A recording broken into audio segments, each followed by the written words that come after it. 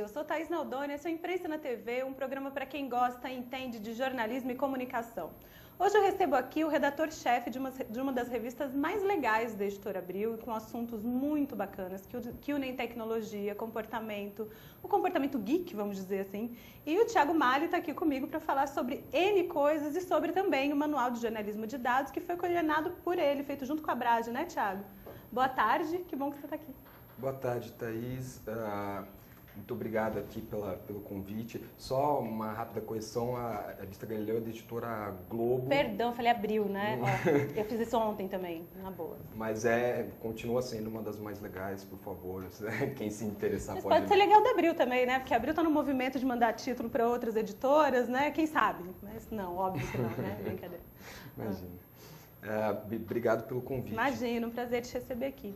Tiago, qual a importância você acha de falar sobre dados no meio dos jornalistas? Porque o jornalista ele é um tipo de profissional que fica super feliz de falar que não sabe fazer soma de 2 mais 2, né? Então, qual a importância você acha, primeiro, de falar sobre isso e, segundo, do jornalista entender sobre dados e números e até a diferença de uma coisa da outra, né? Você tem razão com relação a isso de uma certa ojeriza, às vezes, né, do jornalismo por matemática, por tudo relacionado a dados, a contas, mas a gente vive num tempo onde isso é cada vez mais importante. Recentemente, o Tim Berners-Lee, fundador da World Wide Web, ele, inclusive, classificou o jornalismo de dados como o futuro do jornalismo. Isso por conta de um fato que a gente tem cada vez mais dados abertos, dados para serem analisados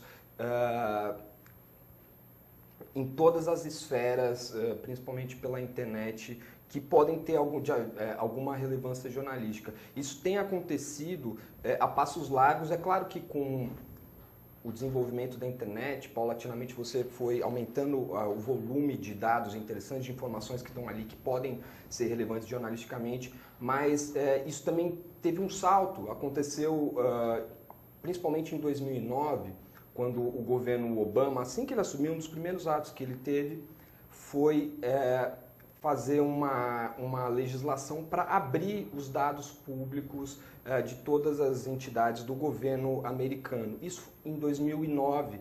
A partir de então, ele criou um repositório gigantesco de dados ali, o que propiciou inúmeras histórias para os jornalistas, e isso começou a ser replicado e copiado em várias partes do mundo. No mesmo ano, o Reino Unido seguiu esse exemplo, também abriu seus dados públicos e muitos jornalistas fizeram muitas reportagens interessantes a partir disso.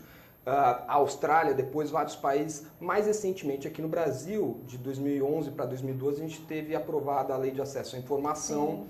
E com isso também vários dados que não eram divulgados ou não eram facilmente encontrados nos órgãos governamentais passaram a estar disponíveis. Então, a importância do jornalista saber mexer com dados, saber, de alguma maneira, entender, tirar sentido desses dados, ele não ficar para trás, na realidade, porque é uma grande vantagem você, com todas essas informações que estão abertas ali, você conseguir olhar para aquilo e falar, olha só, isso daqui tem sentido aqui, tem sentido ali, tem uma boa história que pode vir a partir disso tudo. Então, cada vez mais se torna uma qualificação, uma habilidade necessária o jornalista conseguir conversar com essas bases de dados, extrair informações, notícias. Tem vários exemplos de coisas boas. A coisa mais normal do mundo, na verdade, é você ver matérias de jornalistas que tentam puxar algum dado de pesquisa, o IPEA, né? O IPEA, na verdade, coitado, o IPEA ele divulga errado o dado, mas enfim, que tenta fazer esse tipo de coisa e realmente não consegue extrair uma informação interessante ou então extrai de forma equivocada, né?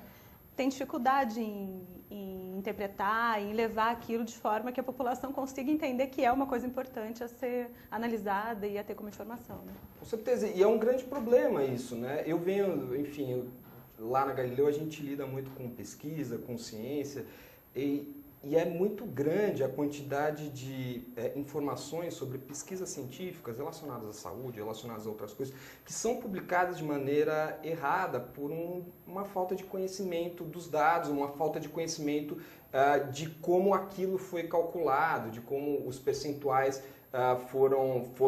como se chegou àqueles percentuais. Então, não só para essas pesquisas ou para esses casos onde vem um percentual, uma taxa de inflação, uma taxa de crescimento, mas como para tudo. Os dados, é importante que a gente ressaltar, os dados são importantes para várias áreas do jornalismo. Então, pensando em revistas até da Casa Alice, eu trabalho na revista Crescer, que é uma revista de bebês, eu posso, de alguma maneira, encontrar uma relação entre os índices de mortalidade infantil nos países, o que nos países tem feito, quais são os países que estão reduzindo mais a mortalidade infantil ou não. Se eu trabalho na editoria de política, eu tenho os gastos dos parlamentares, que eu posso fazer uma devassa ali com base nesses dados abertos que a gente está conversando agora e descobrir gastos exorbitantes, como muitas vezes já foram descobertos.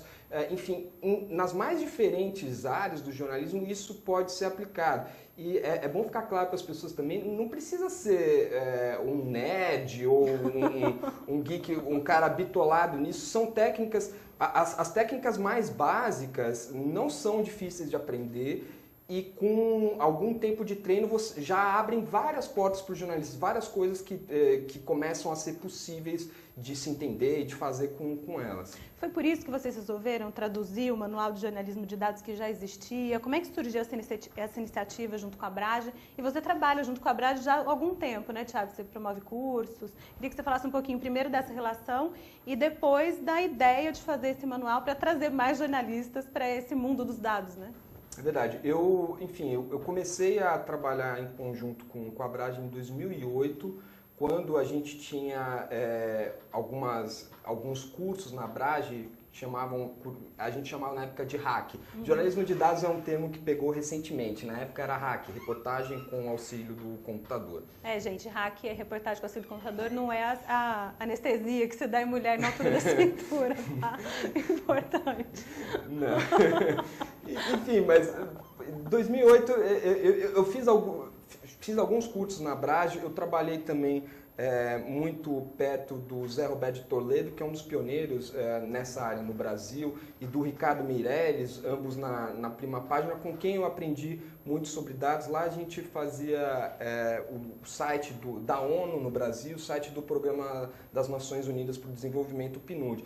E para fazer essas matérias era muito útil você saber mexer com base de dados. Então comecei a aprender por ali e já em 2008 comecei em alguns cursos da Abrage a atuar como instrutor, dar aulas sobre como usar bases, por exemplo, de dados de educação para você tirar matérias, conseguir notícias a partir desses dados.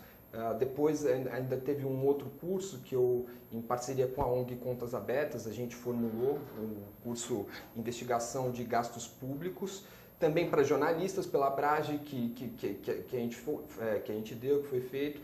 Enfim, e daí durante algum tempo a gente teve essa relação próxima e eu levei um pouco do que eu aprendi lá de jornalismo de dados e do que eu fui me atualizando para a revista Galileu.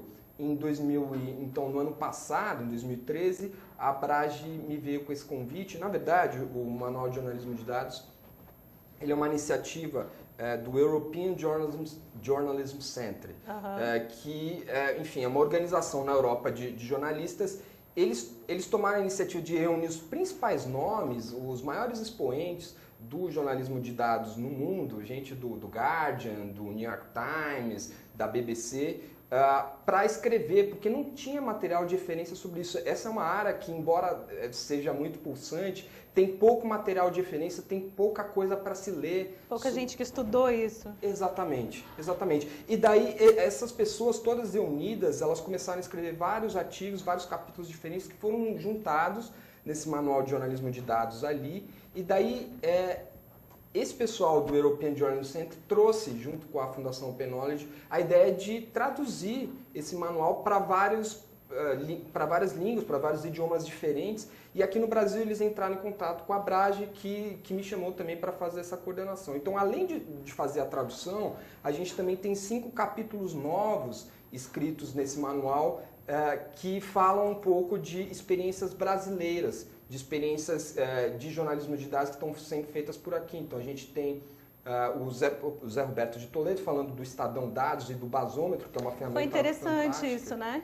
Muito interessante. O basômetro é difícil de explicar sem visualizar, é uma ferramenta bem complexa, mas é muito interessante. Basicamente, eles medem o quanto os parlamentares estão votando com o governo ou sem o governo. A fidelidade, vamos dizer assim, dos parlamentares à orientação do partido, que no Brasil a gente sabe que oscila bastante, que não é exatamente pautada por ideologia, essa fidelidade programática. É verdade. Além disso, a gente tem um capítulo do Cláudio Weber Abramo, da Transparência Brasil também, onde ele explora um pouco essa questão da abertura de bases de dados no Brasil. Ainda temos vários problemas em relação a isso, os jornalistas que acompanham... Nem tudo é liberado de verdade, né? Dá o que fazer para as pessoas conseguirem ter acesso a algumas informações. Né? É verdade, não, é difícil. Eu certamente não sou o único que tenho vários problemas. Apesar de na lei, no papel, a gente, em tese, ter acesso a qualquer tipo de dado público que não seja marcado como exclusivo, enfim, ou como confidencial, na prática não é exatamente o que acontece. Daí o Cláudio Weber Abramo explora um pouco disso também no livro, é legal. E daí tem outras experiências bacanas, como a do Gustavo Faleiros no Infamazônia, que é um site que mapeia a pressão em cima da Amazônia. Enfim, é muito interessante também, que é uma iniciativa independente de jornalismo de dados, feito com o pessoal do ECO aqui também. E daí tem também um panorama geral do Marcelo Trezel sobre o jornalismo de dados no Brasil. Aqui a gente tem algumas iniciativas bem interessantes no Brasil. Um problema é que poderia crescer mais, né? Tem bastante iniciativa, mas falta bastante gente se interessar por isso também, né? Falta, e principalmente falta muitas empresas se interessarem por isso, porque não necessariamente é uma coisa barata de se fazer. Exatamente. E não só barata em questão de equipamento, mas em questão, eu digo mais, do tempo da pessoa, porque exige um tempo ali para você ficar analisando as bases de dados, um tempo do repórter, que você vai tirar o repórter da apuração do dia a dia e ficar um bom tempo até achar alguma coisa e às vezes não vai achar. E hoje em dia, você pensa bem, a gente está num período de redações mais enxutas, Exatamente. De gente muito mais jovem, então as pessoas primeiro não querem investir ou em grande reportagem, aliás, você analisar dados, você pode conseguir grandes reportagens analisando esses dados, né? Com umas repercussões interessantes e tal, só que demanda tempo, né? Com certeza, demanda tempo, demanda dinheiro, demanda vontade. É engraçado que tem até tem um capítulo que é muito interessante no Manual de Jornalismo de Dados, que é como convencer o seu chefe que jornalismo de dados é importante, como convencer a sua empresa. Daí tem um passo a passo de um jornalista australiano, ele que escreveu. É muito interessante, mas passa um pouco por esse processo da gente começar, os jornalistas se apropriarem dessas técnicas também, fazerem reportagens diferentes que não poderiam ser, tem muitas matérias que não poderiam ser feitas de outra forma, se não com esse tipo de análise de dados, e mostrar isso, enfim, para que as redações comecem a se convencer da importância disso hoje. Tiago, quais são os maiores erros que a gente enxerga na imprensa brasileira? Não sei se você pode me dar essa informação. Nesse tipo de análise, assim, as análises são muito superficiais, elas são feitas de forma equivocada. O que você tem acompanhado das pessoas que trabalham com isso e tentam fazer a busca por dados ou tentam fazer matérias com base em dados? Olha, eu não sou um especialista nisso, mas é claro que a gente acompanha várias coisas. Tem alguns erros clássicos, por exemplo, quando você vai divulgar pesquisa eleitoral, tem um erro que é muito comum, que é uma diferença de pontos percentuais ser chamada de uma diferença percentual. Então, o candidato X ficou 2 ou 3 pontos percentuais à frente de um outro na pesquisa e se fala que foi 2 ou 3%, o que são coisas completamente diferentes. É uma informação errada e enganosa, dependendo do contexto que você vai passar isso. Dentro da minha área, da minha seara da ciência, na Galileu, a gente observa também uma série de imprecisões nas divulgações de dados. Estou tentando me recordar de alguns exemplos. A gente chegou a fazer uma matéria sobre isso. Alguns exemplos agora. Por exemplo, uma coisa que é enganoso quando você fala, comer bacon, isso é uma coisa que aconteceu de verdade, tá? Comer bacon duplica a sua chance de ter um câncer no esôfago. Quando você fala isso, a população se alarma e Com razão. Porque quem não gosta de bacon, Thiago? Quem não gosta de bacon e quem não fica preocupado com a chance de duplicada tal. Acontece muito que essas matérias falam que duplica a chance, mas elas se esquecem de mencionar que a chance de você ter um câncer no esôfago normalmente é de 1 em 5 milhões. Então vai passar a ser de 2 chances em 5 milhões. Tipo, no contextualizo dentro do universo, Quando né? você coloca esse tipo de informação dentro do contexto, você percebe, peraí, não é tão... Se você só fala, ó, dobra ou triplica a chance de você ter câncer, nossa, que preocupante. Se você fala, ó, vai passar de 1 em 5 milhões para 2 chances em 5 milhões, peraí, até que talvez valha a pena. Aí você vai comer sanduíche. bacon à vontade. Exatamente. Né? Tranquilamente. Então, esse tipo de dado de falta de contextualização, ele é também muito comum e passa por uma coisa de nós jornalistas que muitas vezes fugimos da matemática ou fugimos da estatística, das análises de dados, reconhecermos que é importante para uma informação precisa, para uma informação de qualidade, saber também ter um conhecimento dessas áreas. Claro. Bom, eu queria falar com você a respeito de pesquisa também. Aliás, a gente podia mostrar a capa do Manual de Jornalismo de Dados para as pessoas verem como é. E aí, daqui a pouquinho, antes do final do programa, a gente mostra a gente dá o site, como as pessoas podem acessar, enfim. Assim que puder mostrar, mostra pra gente. Ali, esse aí é o site, né? Isso, que exatamente. Tem a capa com um pouco do sumário dele, né? E ele é bem animado, né? Ele é bonitinho de ler, não é uma coisa assim que você vai ler e vai ficar cansado, né? Porque parece um tema boring, na verdade, mas não é, né? Não é. Convido as pessoas a acessarem, a darem uma olhada ali. É um tema muito interessante e, por enquanto, a gente está nesse site que é o datajournalismhandbook.org/pt, né? Que é a versão em português. Com os capítulos ali no site. A gente tem conversado para tentar colocar isso num e-book ou mesmo num livro físico. Existe essa intenção por parte da Abrage. Ainda precisa uma série de coisas ser acertadas. Vamos ver se mais para frente a gente consegue fazer esse lançamento. Mas são diversos capítulos, a gente divide em algumas grandes áreas, que enfim, uma introdução sobre os princípios do jornalismo de dados no mundo e no Brasil, como você entender melhor os dados, como você usá-los para a investigação e como visualizar, que é uma área bem nova e bem interessante também, de você colocar visualizações e permitir que o leitor, o usuário, ele mesmo encontre algumas informações e crie narrativas dentro da sua visualização de dados. O que é um pouco assustador para o jornalista, porque tira um pouco do papel do jornalista do pedestal, né, que eu sou o dono da narrativa, e coloca, na verdade, tipo, o dono da narrativa muitas vezes sendo o próprio usuário. Isso é uma das grandes mudanças que acontecem com o jornalismo de dados. Fazer com que o usuário participe também, com que o usuário diga, olha, eu me interesso mais por essa informação do que por aquela. Tem um exemplo muito interessante disso no New York Times, no auge da crise financeira, quando as taxas de desemprego estavam subindo muito. Eles pegaram e fizeram aquele gráfico de linha comum que a gente vê sempre, né? A taxa de desemprego subindo, era de 6%, chegou a 9%, passou de 9%, chegou a quase 10% ali. E o New York Times mostra essa escalada da taxa de desemprego, só que daí, com essas técnicas de jornalismo de dados, eles criam uma visualização que, na verdade, ele pode botar isso em contexto para a pessoa que está lendo aquilo. É interessante saber que a taxa de desemprego lá nos Estados Unidos, ou enfim, no Brasil, se a gente for adaptar por aqui, está em 8%? Claro que é, mas é mais interessante saber a taxa de desemprego para pessoas que têm de 30 a 35 anos, que são brancas ou negras, que têm tal escolaridade, e quando você informava a que grupo populacional você pertence ali, ele mostrava exatamente a taxa de desemprego para pessoas como você. O que é uma informação muito mais relevante do que a taxa de desemprego geral. Esse tipo de possibilidade, de interatividade, de participação do usuário na própria narrativa, né? É como se ele construísse a notícia que ele está lendo ao mesmo tempo que ele está lendo. Esse tipo de possibilidade aberta é muito bacana e tem muito espaço ainda para ser melhor explorada no Brasil, essa interatividade aqui.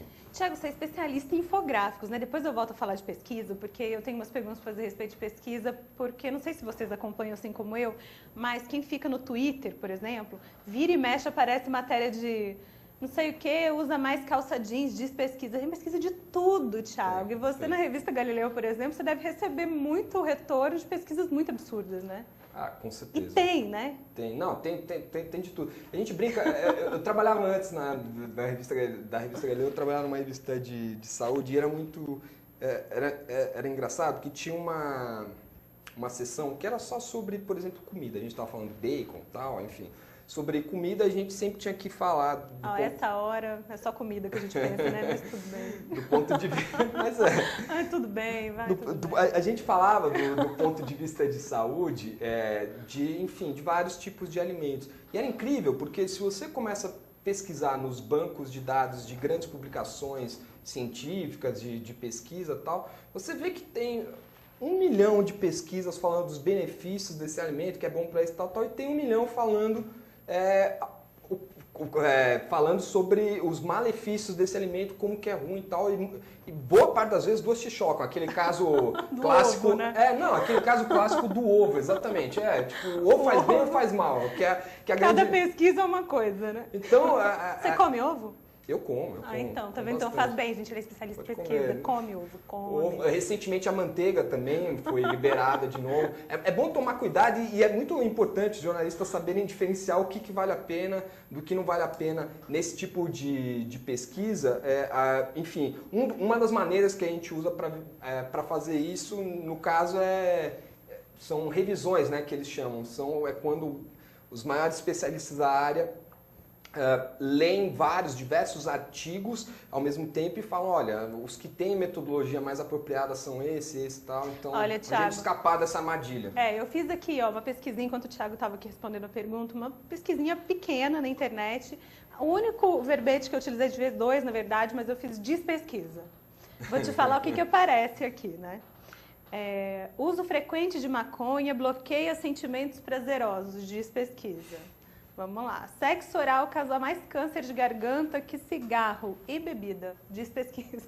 Não tem pesquisa de tudo de verdade, né? Não tem essa. Não, é incrível. E se você entrar em boa parte dessas, eu não sei dessa do câncer de garganta, por exemplo, mas você vai ver que eles não falam. Existe uma omissão da taxa real, tal. Então causa mais câncer de garganta do que, enfim, do que outro fator, do que cigarro, do que seja. Mas quanto que causa isso? O cigarro causa... Às vezes falta a gente ter um pouco mais de honestidade intelectual com o nosso leitor e falar para ele exatamente quais são os patamares, o que realmente um aumento de 30% ou de 40% na incidência de câncer ali representa. Do que a gente está falando? Está falando de uma chance em 1 milhão ou está falando de uma chance em 100, sabe? A gente cai na armadilha do bacon de novo, né? Exatamente. Na verdade, pelo jeito, é um dos maiores erros que a gente comete na hora de divulgar algum dado desse. Não, com certeza. É importante ficar atento. E o jornalismo de dados, de novo, ele traz algumas ferramentas para conseguir olhar de uma maneira mais crítica, mais cética, muitas vezes, em relação a essas pesquisas. Tiago, eu estava falando antes da gente falar de pesquisa, que esse negócio de pesquisa me chama muita atenção, eu acho muito divertido. Até tem um perfil no Twitter, se vocês quiserem buscar, que é o Estadal, que é diferente do Estadão, e que ele só divulga pesquisas, só que de pesquisas muito toscas. E normalmente eles dão uma mudadinha assim nos títulos e tal, é bem engraçado. Porque vira e mexe, o Estadão tem muito isso, de divulgar muita pesquisa, e umas pesquisas bem genéricas. Isso é interessante, dá uma olhadinha lá que é legal. Bom, Tiago, você é especialista em infográficos também, né?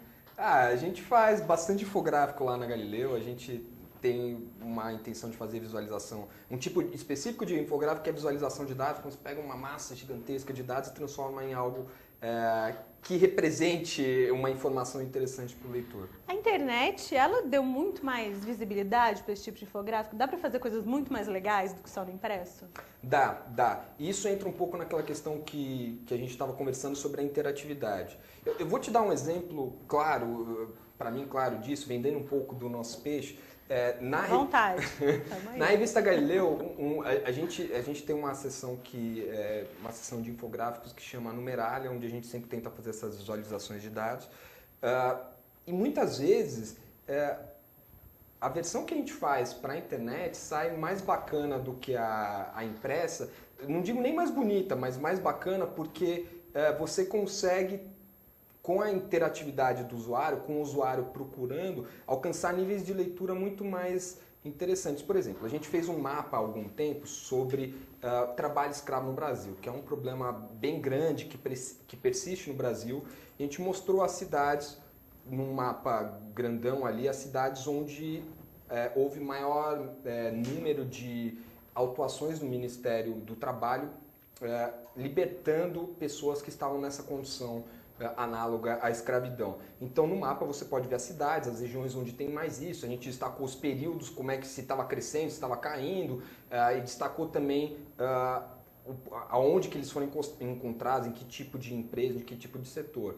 Isso ficou bacana no impresso. Só que quando você chega no site, a gente fez a mesma coisa, só que a pessoa podia clicar nas áreas que a gente botou círculos que variavam conforme o tamanho em cima das cidades ali. Então clicava nos círculos maiores, nos menores, na cidade, e ele podia encontrar na sua cidade se tinha havido algum caso de libertação de trabalho escravo, e não só na sua cidade, podia ver as empresas e o CNPJ das empresas que tinham feito isso. Então, isso dá um poder ao leitor, uma granularidade na visualização muito maior do que no impresso. Porque no impresso você conseguiu ver the big picture, como eles dizem, né? Tipo, os grandes dados, as grandes tendências. O que a internet possibilita nesse tipo de infográfico de visualização é que você consiga ir cada vez mais no granular, naquela coisa que a gente está falando da taxa de desemprego. Você vai no que de repente interessa aquele usuário. Eu quero saber da minha cidade. Por que essa cidade? Eu moro no Pará. Nossa, qual cidade é essa aqui no Pará que tem tanto? Quais são as empresas? Quantas pessoas essas empresas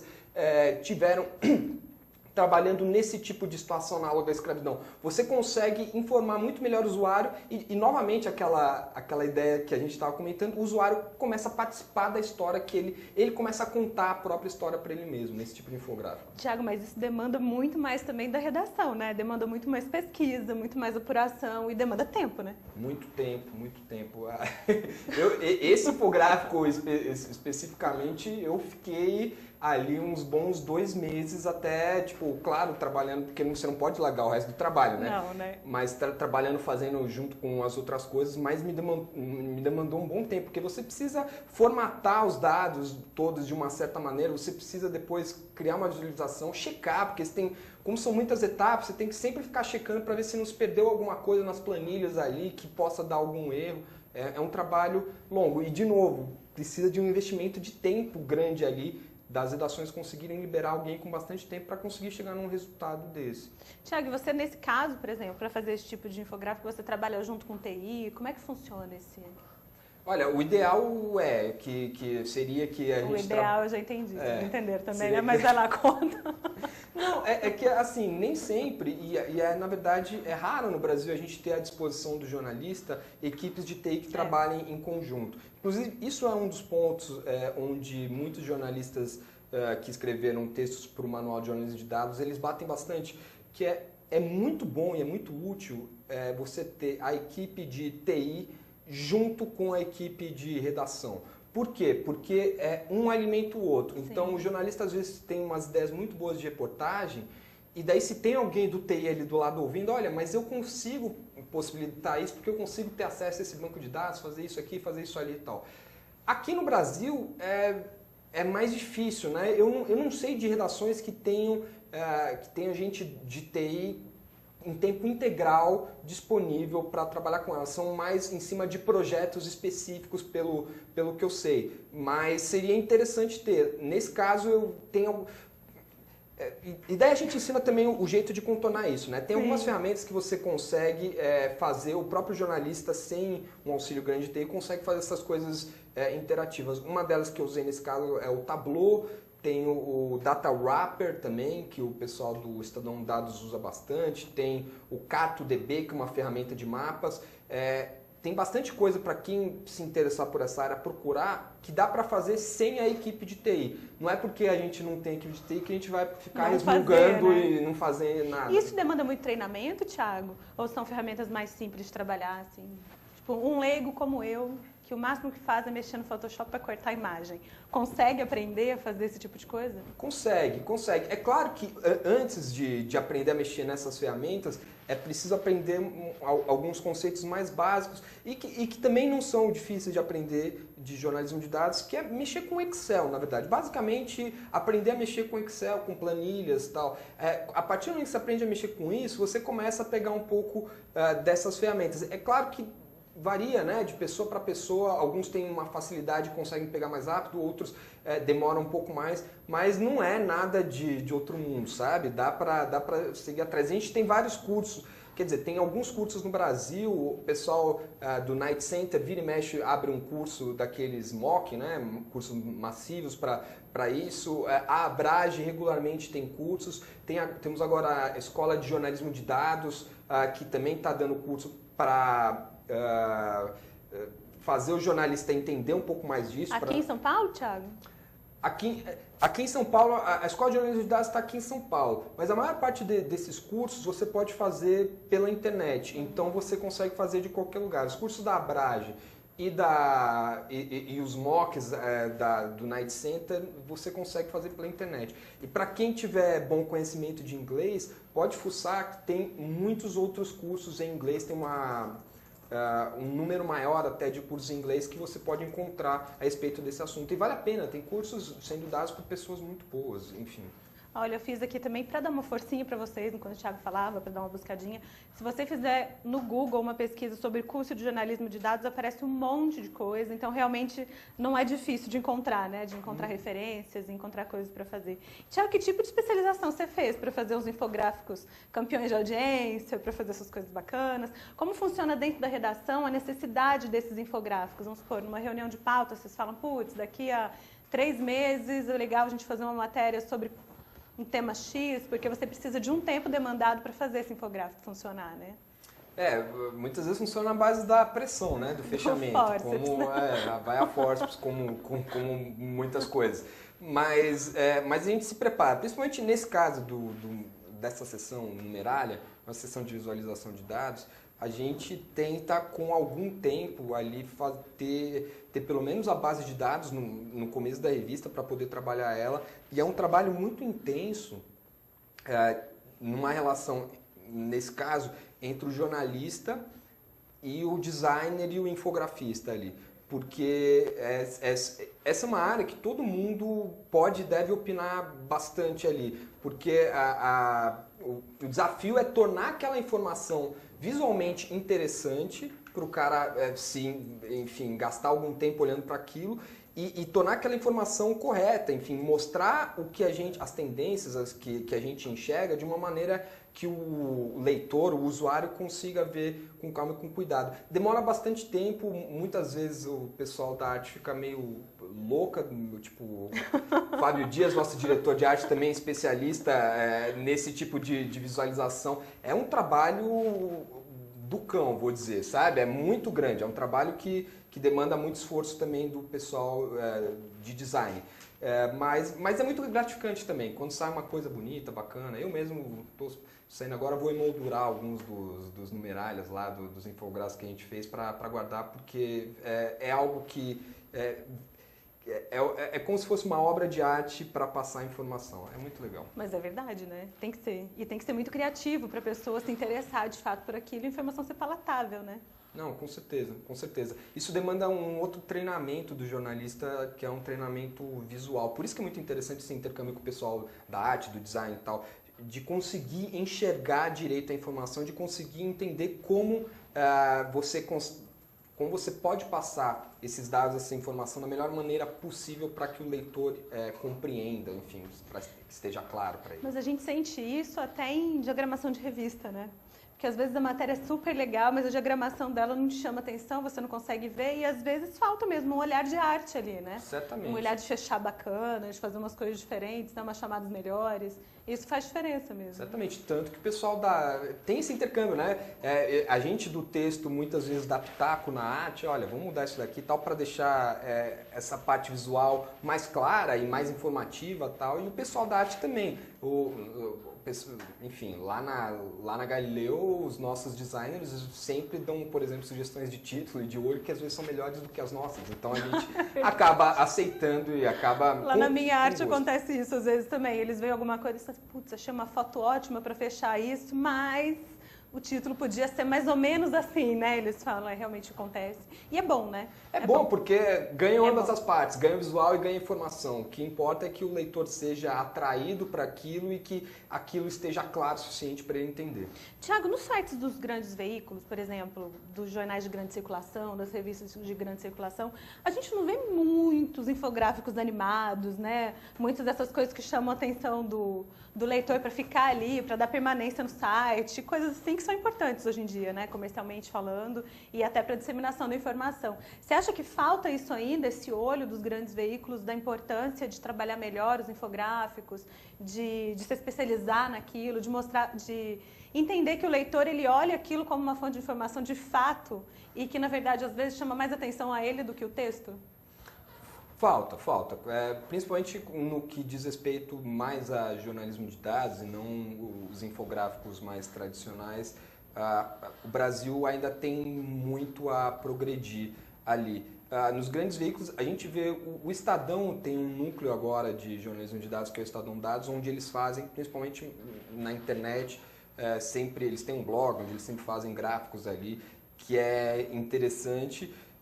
A Folha que sempre, né, tem uma tradição de fazer infográficos de saúde bacanas e tal, também investiu em algumas iniciativas de jornalismo de dados mais pontuais. É que tudo isso passa por aquela coisa que a gente estava conversando, esse problema de financiamento das grandes empresas, que a gente está num momento muito sensível agora ali. E isso demanda, com certeza, recursos de equipe de arte, de equipe de texto, de equipe de TI, muitas vezes, o que custa bastante dinheiro e o que custa bastante tempo, principalmente, dos repórteres, dos designers e dos programadores para fazer. Então, as coisas passam um pouco por ali. Falta sim, a gente tem exemplos até mais ousados na Argentina em relação ao jornalismo de dados e tal, e aqui no Brasil a gente poderia ir mais para frente, tem muito campo ainda para atuar. Por isso, para quem estiver vendo o programa e se interessar, esse é um campo também tão interessante. Há muitas oportunidades, há muitas coisas a explorar que não foram feitas ainda. O Thiago acabou de tirar palavras da minha boca. Por quê? Porque a gente está falando num momento em que falta vaga de trabalho no mercado. Né? Então, de repente, é uma nova área para as pessoas começarem a explorar de uma forma mais séria mesmo, né? Porque é uma área demandada, que tem demanda de trabalho e que ainda não estão preenchidas, né? Com certeza. Falta um pouco ainda institucionalizar, vamos dizer assim, então vamos ter pessoas aqui dedicadas a isso. Mas isso eu acho que pode ser uma via de duas mãos, né? O jornalista pode também mostrar esse trabalho, mostrar que dá resultado você fazer visualizações, infográficos, você fazer análises mais complexas de base de dados. Olha, consegui uma informação que ninguém tem por causa dessa análise, para fazer com que as empresas também percebam a importância de investir mais recursos nisso. Até porque a gente está no ano eleitoral, de eleições em todas as esferas.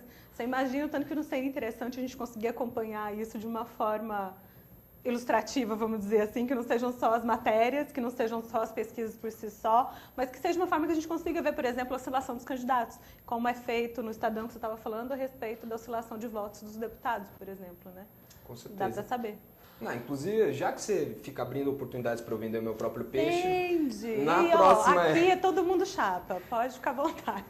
Na revista Galileu, que vai estar nas bancas agora no próximo mês, a gente fez uma visualização de dados em cima de todos os parlamentares brasileiros, em cima de uma questão grave ali, que é o fato de que a maior parte deles, na verdade metade dos parlamentares, vem de famílias com tradição na política, vem de clãs políticos. Existe ali as mesmas famílias dominando a política brasileira durante muito tempo. Dá para você mostrar isso de uma forma visual e interessante, e é isso que a gente está fazendo nessa sessão numerária da revista que está chegando agora nas bancas. E aí a importância, na verdade, de vocês entenderem esses dados de forma bacana até nesse ano que a gente estava falando. São muitas pesquisas que vão chegar por aí, muitos dados que vão chegar por aí. O governo vai vender os dados de uma forma, né? Por exemplo, fizemos tanto, investimos tanto, e a oposição vai vir ao contrário, falar que faltou investimento nisso, faltou investimento naquilo. Então, se não houver preparação do jornalista para fazer essa cobertura de uma forma bacana, poupuda, o risco da gente mergulhar em dados errados, na verdade, de interpretação falsa é muito grande. Né? Com certeza, e isso é uma das outras razões do porquê aprender a mexer com dados para um jornalista é tão importante. Você consegue desarmar muitas narrativas oficiais, oficiosas ali, vendidas pelos governos de todas as esferas ali. Quando você tem acesso direto às bases de dados, você mostra, olha, o que vocês estão mostrando é o lado do copo cheio, mas existe um lado muito maior, vamos dizer assim, do copo vazio. E existem dados que mostram que, para você conseguir contestar isso, é importante você saber mexer e entender os dados tão bem quanto as pessoas que estão inventando, às vezes, essa interpretação otimista, para não falar outra coisa, dos dados, entendem. Até porque com a internet a disseminação disso acontece de uma forma absurdamente rápida, né? Os dados errados, os dados certos, a gente fica sabendo de todos ao mesmo tempo e fica muito difícil realmente a gente separar o joio do trigo se você não tem na verdade, esse olho clínico, né? Com certeza, e faz parte cada vez mais da formação do jornalista, né? O Philip Meyer, que é um teórico do jornalismo de dados, que antes, na década de 70, é chamado de jornalismo de precisão, ele tem uma frase que ele fala que a gente passou de uma era da escassez da informação, onde o principal trabalho do jornalista era basicamente buscar a informação, porque você não tinha em muitas fontes, para uma área de abundância de informação. O principal trabalho nosso agora, muitas vezes, vai ser filtrar esse mundo de informações que chegam para a gente, processá-las direito e tirar sínteses e conclusões desses dados que possam, de alguma maneira, ser mais informativas ao leitor. Porque todos nós, como leitores também, em algum momento nós nos perdemos nesse mar de dados, mar de informações, de opiniões, de tudo ali. O jornalista cada vez mais passa a ter um papel, não só do furo, porque o furo vai ter alguém com uma câmera de um celular do lado do acontecimento que vai registrar antes do que o jornalista, muitas vezes. Mas não só do furo, mas de você dar sentido àqueles milhares de relatos que apareceram em blogs, em todos os lugares, você conseguir condensar eles, processá-los e falar, olha, o que interessa nesse caso é isso ou aquilo, porque a gente consegue analisar com essas técnicas e tirar, enfim, uma síntese dessas informações. Show de bola. Bom, o programa está quase no final. Queria mostrar mais uma vez o Manual do Jornalismo de Dados, que foi coordenado pelo Thiago Malha, que está aqui comigo, que é o redator-chefe da revista Galileu, da editora Globo. Sem errar agora, hein, Thiago? Muito bom. Thiago, queria agradecer primeiro a sua presença aqui no programa. Foi um prazer te receber. E a gente volta na semana que vem para falar mais sobre imprensa, sobre jornalismo. Thiago, qual é o site mesmo do Manual do Jornalismo de Dados, para quem quiser acessar? O acesso é gratuito, né? É gratuito, enfim... Todo mundo que quiser pode entrar no site e acessar todos os capítulos. O site é Data Journalism Handbook, como Manual de Jornalismo de Dados em português, .org/pt de português. Então, quem quiser, entra lá, vocês vão achar com certeza muito interessantes. E eu sugiro que vocês acessem também o site da Revista Galileu, mais uma vez, Revista Galileu da Editora Globo, que é revistagalileu.globo.com. Vale a pena acessar, conferir o trabalho do Thiago e da equipe dele. E é uma revista muito bacana, super interessante, com vários assuntos, vale a pena. Thiago, muito obrigada por estar aqui, viu?